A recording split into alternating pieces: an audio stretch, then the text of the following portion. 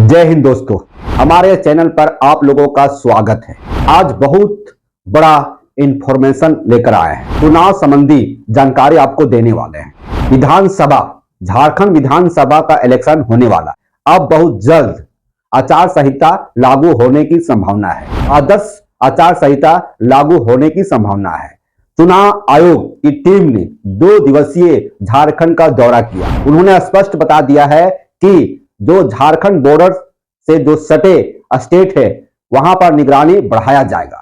चुनाव का जैसे ही घोषणा हो जाएगा वहां पर निगरानी बढ़ा दिया जाएगा। और बता दें, जिनका 40% दिव्यांगता है और 85 प्लस उम्र है, उनको घर पर ही वोट करने का अधिकार मिलेगा। और बता दें, इस वर्ष लाखों में नए वोटर हैं जो पहली बार वोट करेंगे। पुरुष की अपेक्षा महिलाएं वोटर कम है। तो विभिन्न मुद्दों पर बात करेंगे। और बता दें कि 2019 में जो आचार संहिता लागू हुआ था वो कब हुआ था। टोटल झारखंड के 81 विधानसभा सीट पर वोट होती है, तो कहां पर किस कैटेगरी का उम्मीदवार खड़ा होते हैं, जनरल कितने हैं, एसटी कितने हैं, एससी कितने हैं। ये टोटल सीट की बात कर रहे हैं हम। जनरल सीट, एसटी सीट और एससी सीट कितने हैं, इस सब चीजों पर हम बहस करने वाले हैं। दोस्तों, यदि आप हमारे चैनल पर नए हैं तो सब्सक्राइब करना नहीं भूलें। यदि आप पुराने हैं और अभी तक हमारे चैनल को सब्सक्राइब नहीं किए हैं तो बिना डर निडर होकर सब्सक्राइब कीजिए दोस्तों। और बता दें, नोटिफिकेशन को ऑन करके जरूर रखें। हमारे इस प्लेटफॉर्म पर बहुत अच्छी जानकारी मिलती है दोस्तों। चलिए, सभी को जोहार, सभी को नमस्कार, सभी को जय हिंद। चलिए, यदि इलेक्शन की घोषणा हो जाती है तो प्रभाव क्या पड़ने वाला है। जो शिक्षक नियुक्ति प्रक्रिया 2015-16 वाला चल रहा है, सब जिला में काउंसलिंग हो चुका है, तो क्या होगा, क्या उनकी नियुक्ति हो पाएगी। सीजीएल का एग्जाम हुआ है, उसका रिजल्ट की घोषणा हो सकेगी। और सुप्रीम कोर्ट में सहायक आचार्य नियुक्ति से संबंधित फैसला आनी है, और यदि फैसला आती है तो क्या बहाली हो पाएगी। दोस्तों, बहुत बड़ा इंफॉर्मेशन लेकर आए हैं आपके लिए। चलिए स्टार्ट करते हैं। हमारे इस डिस्प्ले पर क्या क्या है। चुनाव आयोग की टीम ने 2 दिवसीय झारखंड का दौरा किया। इसमें चुनाव संबंधी विभिन्न राजनीतिक दलों के साथ और जो शासन प्रशासन है सभी के साथ बैठक किए। उसमें क्या निर्णय आया है कुछ हम आपको बताने की कोशिश कर रहे हैं, बस कोशिश कर रहे हैं, ठीक है। तो दोस्तों, 2 चरणों में हो सकती है विधानसभा का चुनाव। 2 चरण में हो सकते हैं विधानसभा का चुनाव। झारखंड विधानसभा का चुनाव 2 चरणों में होने की संभावना है। 5 चरणों में नहीं, पिछले बार तो कई चरणों में हुआ था, लेकिन अब की बार 2 चरणों में हो सकती है। महाराष्ट्र में भी चुनाव होना बाकी है, वहां पर टीम दौरा करेगी, उसके बाद निर्णय लिया जाएगा। उसके बाद आदर्श आचार संहिता लागू हो जाएगी। जैसे वोट की जो चुनावी घंटी बजेगी, जैसे चुनावी घंटी बजेगी हमारे झारखंड में आदर्श आचार संहिता लागू हो जाएगी। जब लागू हो जाएगी तो जितने भी सरकार की योजनाएं हैं सब बंद हो जाएगी। मैया समान योजना सभी बहनों को, सभी माताओं को 1-1 हजार रुपया प्रति महीना दिया जा रहा है ना, वो बंद हो जाएगी, ठीक है। और बहुत सारा जो स्कीम चल रहा है वो भी बंद हो जाएगा। इसके अलावा जो नीतियां चल रही है, जिसकी नीतियां होने वाली है, वो भी बंद हो जाएगी, ठीक है। चलिए आइए, तो 2 चरणों में झारखंड विधानसभा का चुनाव होने की पूरी संभावना है। आदर्श आचार संहिता 8 अक्टूबर के बाद कभी भी लग सकती है। 15 दिनों के बाद कभी भी आदर्श आचार संहिता लग सकती है झारखंड में, ठीक है। उसके बाद फिर जितने भी सरकारी कर्मी है सब बिजी हो जाएंगे, पूरा तंत्र बिजी हो जाएगा, ठीक है। चुनाव पर्व लोकतंत्र का महापर्व कहलाता है। 8 अक्टूबर के बाद कभी भी झारखंड में आदर्श आचार संहिता लग सकती है। 8 अक्टूबर के बाद झारखंड में चुनावी घंटी बज सकती है, ठीक है। 26-27 सितंबर को महाराष्ट्र का दौरा करेगी चुनाव आयोग की टीम। उसके बाद निर्णय लिया जाएगा। मतलब कुल मिलाकर समझ लीजिए, महाराष्ट्र और झारखंड में एक साथ चुनाव होने की पूरी संभावना बन रही है, ठीक है। सभी मतदान केंद्रों पर वेब कास्टिंग होगा, सभी मतदान केंद्रों पर वेब कास्टिंग होगा, जिसको बोल सकते हैं लाइव। मतदान केंद्र पर क्या हलचल हो रही है सारी लाइव कास्टिंग किया जाएगा सभी मतदान केंद्रों पर। कुछ मतदान केंद्र ऐसे होंगे जहां पर नेट नहीं चलता होगा, सुदूर इलाका में होगा, जंगल इलाका में होगा, उसको नहीं कहा जा सकता है। ठीक है। इस बार जो मतदान करेंगे, टोटल वोटर की बात किया जाए तो टोटल वोटर हैं 2.59 करोड़। टोटल वोटर 2.59 करोड़, मतलब 2,59,00,000 वोटर हैं। 2,59,00,000 हमारे झारखंड का मतदाता वोट करेंगे, जिसमें से मेल वोटर की बात किया जाए, मेल पुरुष मतदाता 1,31,00,000। ठीक है, 1.31 करोड़। तो क्या हुआ, 1,31,00,000।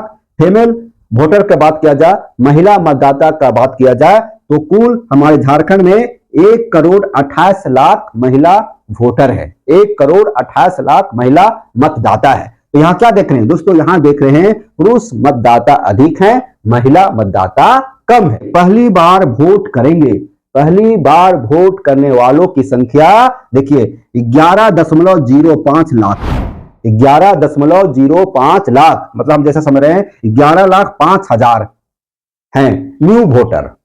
तो न्यू वोटर 18-19 साल का ही होंगे, क्योंकि मतदाता पंजी में नाम उन्हीं को जुटता है जिनका उम्र 18 साल हो जाता है। जो कट ऑफ डेट रखा गया है उस समय तक 18 साल हो जाना चाहिए, उसी का मतदाता सूची में नाम जुटता है। तो दोस्तों इस वर्ष मतलब 2024 में जो वोट होगा उसमें नए मतदाता की संख्या कितनी है, 11.05 लाख। इसमें से इसमें पुरुष मतदाता भी है और महिला मतदाता भी है। ठीक है, 18-19 साल का है। अब आइए चुनावी लिंग अनुपात, चुनावी लिंग अनुपात कितनी है, 978, मतलब 1000 पुरुष मतदाता पर 978 महिला मतदाता है।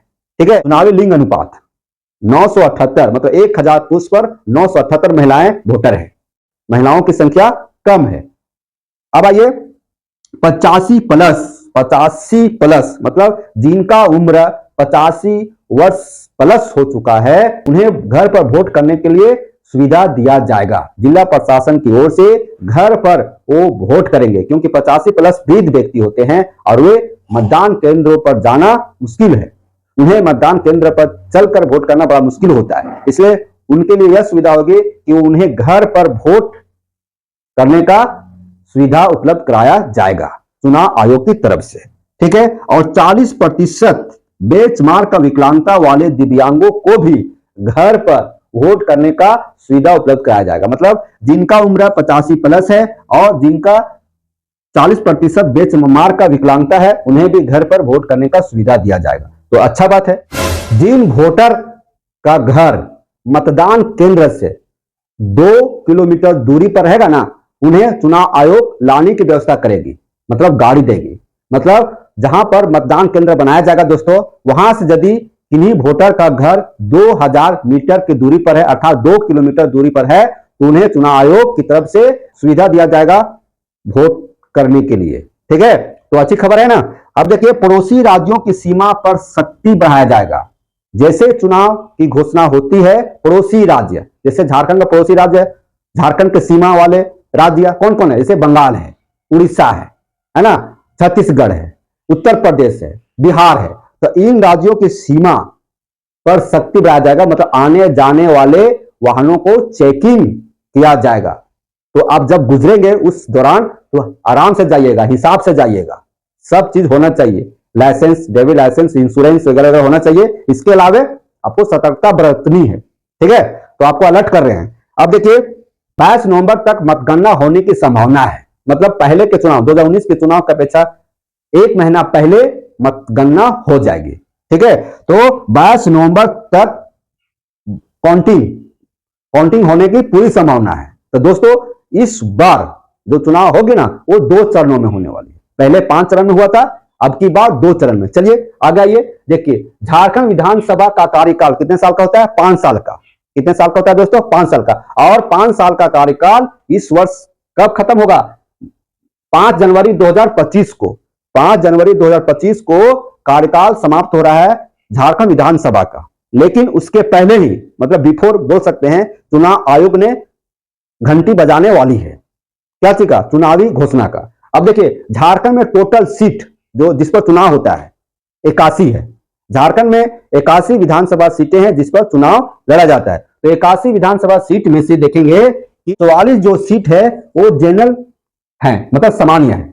सामान्य मतलब कोई भी खड़ा हो सकते हैं। 81 टोटल सीट कितना है? 81। 81 पर 44 सीट जनरल है और 9 सीट क्या है? आरक्षित है एससी के लिए, और 28 सीट एसटी के लिए आरक्षित है। तो दोस्तों, रिजर्वेशन के ख्याल से आपको यहाँ पर इंपोर्टेंट जानकारी है, जीके के लिए भी इंपोर्टेंट है कि झारखंड के 81 सीट पर किनका किनका कहां पर रिजर्वेशन है। तो हम कहां पर को बात नहीं कर रहे हैं, टोटल सीट 81 पर एसटी कैटेगरी का जो रिजर्वेशन है वो 28 है और एससी कैटेगरी रिजर्वेशन कितना है? 9 है। और आइए आपको बता दें कि 2019 में जो चुनावी घोषणा हुआ था उसका कुछ झलक बता रहे हैं। 2019 में चुनाव की झलक देखिए। चुनाव का कार्यक्रम की घोषणा 1 नवंबर को हुआ था। 1 नवंबर 2019 को हुआ था चुनाव कार्यक्रम की घोषणा, ठीक है। और 5 चरणों में चुनाव हुआ था 2019 में। 30 नवंबर से 20 दिसंबर में सारी चुनावी जो प्रक्रिया है वो समाप्त हो चुकी थी। मतलब 5 चरण जो है ना, तो 5 चरण 30 नवंबर से आपका 20 दिसंबर तक हुई थी। और मतगणना कब हुआ था? 23 दिसंबर को। 23 दिसंबर 2019 को मतगणना हुआ था। और अब की बार जो चुनाव होगी ना, वो देखिए 22 नवंबर को मतगणना, 1 महीना पहले हो रहा है। सीएम पद का शपथ 29 दिसंबर को हुआ था। 29 दिसंबर 2019 को सीएम पद का शपथ हुआ था। जो वर्तमान मुख्यमंत्री है वही शपथ लिए थे, श्री हेमंत सोरेन, ठीक है। अब देखिए, यदि आदर्श आचार संहिता लागू होती है तो क्या प्रभाव पड़ता है? बहुत प्रभाव पड़ेगा। जितनी नियुक्ति प्रक्रिया हो रही है सब रुक जाएगी, है ना। शिक्षक नियुक्ति 2015-16 का मामला चल रहा है। शिक्षक नियुक्ति 2015-16 का काउंसलिंग हो गया है ना। काउंसलिंग हो गया तो नियुक्ति पत्र अब दिया जाएगा। तो ये जो नियुक्ति पत्र का कार्यक्रम रहेगा, मतलब ये जो शिक्षक नियुक्ति 2015-16 का जो है ना, वो स्थगित हो जाएगा। अब नया सरकार आएगी तभी होगा, ठीक है, क्योंकि समय कम है। सहायक आचार्य का मामला सुप्रीम कोर्ट में चल रहा था। सुप्रीम कोर्ट ने सारी सुनवाई पूरी की है और फैसला आना बाकी है। यदि फैसला भी आ जाती है तो क्या नियुक्ति होना संभव है? लग रहा है, हमको तो नहीं लग रहा है। ये सब मामला थोड़ा लटक जाएगा। सीजीएल का परीक्षा हो चुका है, उसका रिजल्ट यदि आ भी जाती है इलेक्शन घोषणा के पहले, तो क्या नियुक्ति प्रक्रिया पूरी हो पाएगी? हमको नहीं लगता है। उसी तरह सिपाही दौड़ अभी चल रहा है। दर्जनों अभ्यर्थी की मौत हो चुका है, जो बहुत दुखदायी घटना है। तो क्या ये नियुक्ति प्रक्रिया पूरी हो पाएगी? हमको नहीं लगता है। आपको क्या लगता है? आप हमारे कमेंट बॉक्स में जरूर बताइए। तो दोस्तों, इस तरह से प्रभाव पड़ेगा, है ना। तो कैसा लगा इंफॉर्मेशन? हम इसी तरह से इंफॉर्मेशन आपको देते हैं। बस आप हमारे लिए इस वीडियो को लाइक कर दीजिए और अपने दोस्तों के बीच इसे शेयर कीजिए। फिर इस चैनल को सब्सक्राइब कीजिए और बेल आइकन में दिए गए घंटी को बजाइए। ठीक है दोस्तों, जोहार।